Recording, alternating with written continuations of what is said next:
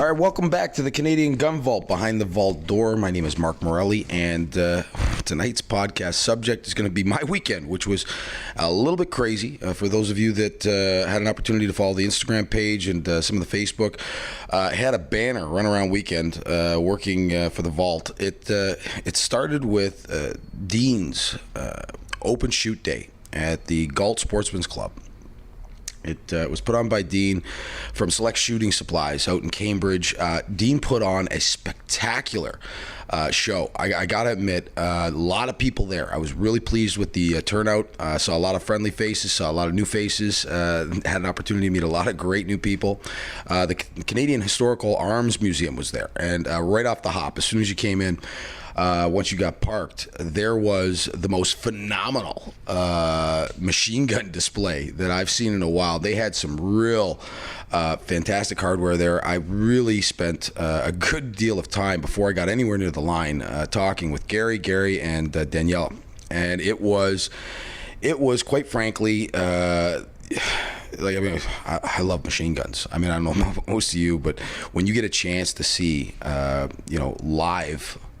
The full auto type firearms that you don't get an opportunity to see often out in public, what a treat. I mean, to come across that Stinger, only one in the world, and to know that thing like rip roars out 1,300 RPMs, just a fantastic piece, and just this Frankenstein combination of Browning's 1919 elements and a stock from an M1 Garand, and a carrying handle from like a Browning bar. I mean, just really an interesting piece. Looks like a 1919 that was made for people to carry, and that's exactly what it was, according to Gary. It was originally designed as an aircraft piece, and if you take a look at the Instagram page, you'll see maybe a picture of it at some point, sometime soon. But it looks like a 1919, but something that a soldier could carry, and just imagining an item that would fire 22 rounds a second would be just a treat. Looking really forward to the day that I might get an opportunity to see that thing go off. An MG42, Hitler's buzzsaw, on its mount, and the idea that if you've ever seen a K98 rifle, the famous World War I and World War II bolt action rifle used by the Germans, it fires an 8mm cartridge that is often thought to be the power equivalent of like a 30-06. So if you can imagine, a 30-06 cartridge fed into a belt-fed machine gun, coming out of it at about 1,100 RPM. So again, 18 or 20 rounds per second of 30-06. I mean, it definitely would have been an intimidating piece, and certainly would have kept people's heads down during World War II. Again, lots of interesting pieces there on the table. Probably one of the most interesting ones, and I mean, Gary was fantastic. I mean, he really took a great deal of time talking to me and discussing the items on the bench. They all did. They were really good about it, and there was actually an integrally suppressed Sterling machine gun. Now, I've seen Sterling machine guns, and for the people out there that may not be as familiar with firearms, a Sterling machine gun is the Stormtrooper rifle from Star Wars that is kind of modified. And if you've seen these guns, in movies, quite often they have that vented barrel and that curved stick magazine that comes out and protrudes from the side of the gun, which is really really kind of cool and interesting. And they were used by British troops, I believe, and Canadian troops at some point. But to see one that's integrally suppressed, I mean, I've only ever seen it in video games, and to have something like that right in front of you, and to be able to hold it, and to know, it's the kind of thing that you don't see too often. Even a guy like me, I mean, never even seen one. I immediately looked at Gary and said, "Is that what I think it is?" And he says, "Yeah." And I said, "That's an integrally suppressed Sterling." And he goes, "Well, yeah." And I said, "What are the baffles like? What are the wipes like?" Because it's a little known fact that they incorporate wipes in the suppressor design. And as the gun is fired, the wipes tend to deteriorate, and so does the sound reduction level. But to see one there and to know that it's never even been fired. For the people that have seen one of these things run and know suppressed firearms, I'm told that it's not too dissimilar from the sound of, perhaps a bird's wings flapping when it's going off. And so if you can imagine, 9mm cartridges just pouring out of the side of this thing at about 600 RPMs, 10 a second, and the bolt making more noise than the gun itself going off. There is no muzzle report to speak of. That would be just a fascinating item to run.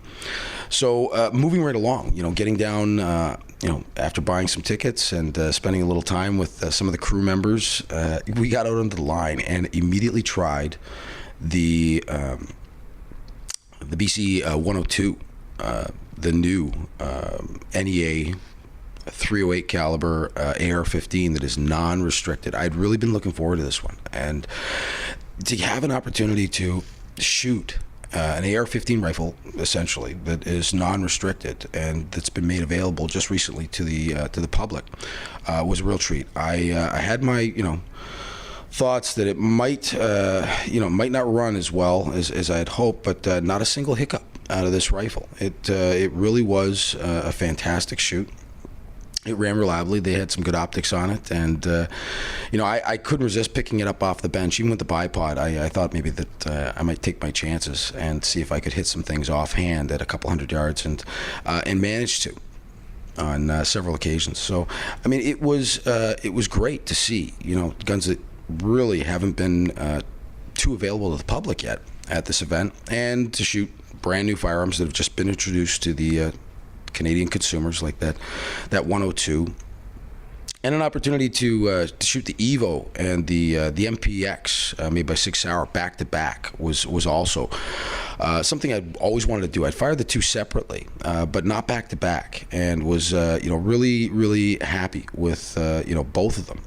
Both have their strengths and weaknesses. I must say that the Evo Scorpion is a fantastic platform, and it shoots really well, and certainly it's not as refined as the MPX.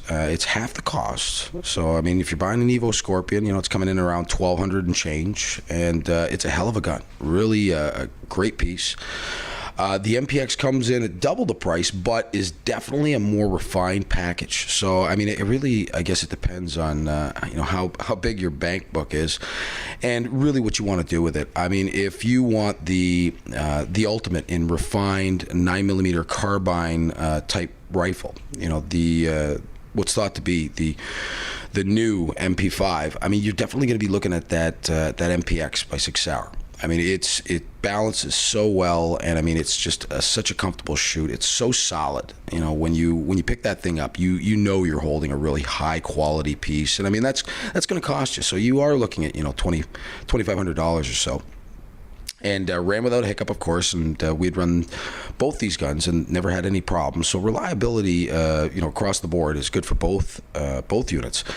The Evo, by comparison, it feels much slimmer, and certainly there's extensive use of polymers, and it feels to me to be lighter, and it doesn't quite have the same ergonomic sort of feel to it that perhaps the MPX does, but still a great platform, and something that I think a lot of people are going to buy and enjoy, because the price point is tough to beat. You get a hell of a lot of gun for that price, and so shooting those guns, and of course spending a little time with the people at the Savage line, I saw a lot of fantastic pieces that Dean had brought to out to the shoot for people to enjoy, and speaking to the people there, there were a lot of seasoned shooters. There were a lot of people that I'd seen out on the lines before, and I saw a lot of brand new, and spoke to them, brand new shooters that had never shot before, and again, really a fantastic opportunity at an open range day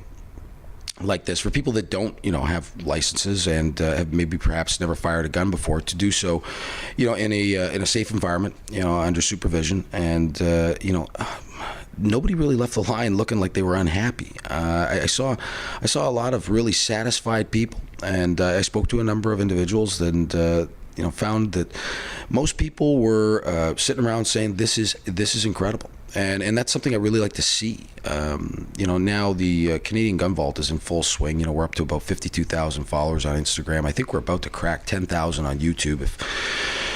If you haven't been watching the YouTube lately, I'm definitely going to encourage people to tune into to those two platforms. But moving around the line, I saw so many satisfied characters out there with big smiles on their face after they managed to ring some steel. And Galt is really terrific for that, and a great place to do it. And got to put out there a big thanks to Dean from Select Shooting Supplies for putting on that show for us. Really looking forward to another one sometime in the not too distant future. Not sure when he's going to plan to do that, but whenever he does, I'll be glad to help and glad to be there. And we'll see if we can't get some Canadian Gun Vault members out there, and perhaps some of the odd and different items that we like to shoot from time to time.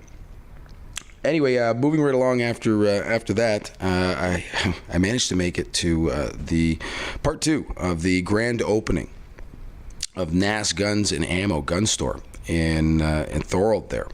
And I got to tell you, I arrived around 10:30, and there were a number of people outside the store and inside the store. And right away, there was a tent set up outside, and it was Trigger Wholesale.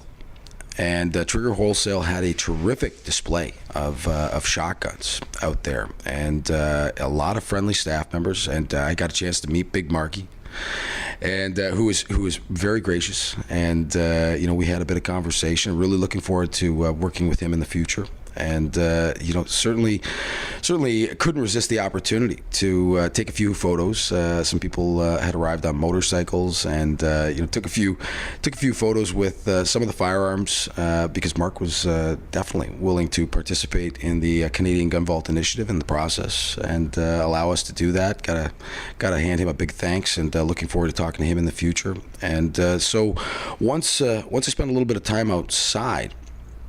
It was hot. I went into the nice air-conditioned store and got an opportunity to see what I believe to be one of the nicest stores that I've been in a while. And going into the store immediately, my eyes gravitated to the rack of rifles and shotguns that ran across and bent around the room, and what a terrific display. I mean, a lot of traditional hunting rifles and shotguns, and a nice selection of some of the more tactical type items were in the store. Everything was really well lit. I was very, very pleased with the layout, and saw the even the backsplash. There's a nice gray stone backsplash with small stone slats, and I mean it really popped on this this large, thick barn type beam framework that was in the store. And I thought to myself, I coined it rustic chic. That's what it looked like to me. It was very contemporary looking, and at the same time it had this terrifically warm feel to it. It was very inviting. The staff were, of course, all in their uniform, and they just really made people feel welcome. I could see that. I always take a look around the room first and see the way people are being treated before I get an opportunity to walk up to the counter myself, and I saw a lot of smiling people. I saw a lot of people that were very engaged in conversation, and certainly people were very interested in what was on the racks and underneath the glass and the counters. They had a great handgun selection, of combat inspired type handguns. And some vintage stuff too. I was really happy. I mean, for the people that have been following the Instagram account and everything we do here in the vault, I have a real affinity for the classic and vintage firearms. I saw some real classics under the glass too. Amongst all the combat inspired modern hand pistols, I also saw a small section with some dueling pistols, some percussion cap dueling pistols that looked like they might have been from the 1700s. And I mean, they were the real deal. And to get an opportunity to photograph those just briefly, I was really happy to do that a little later on in the day.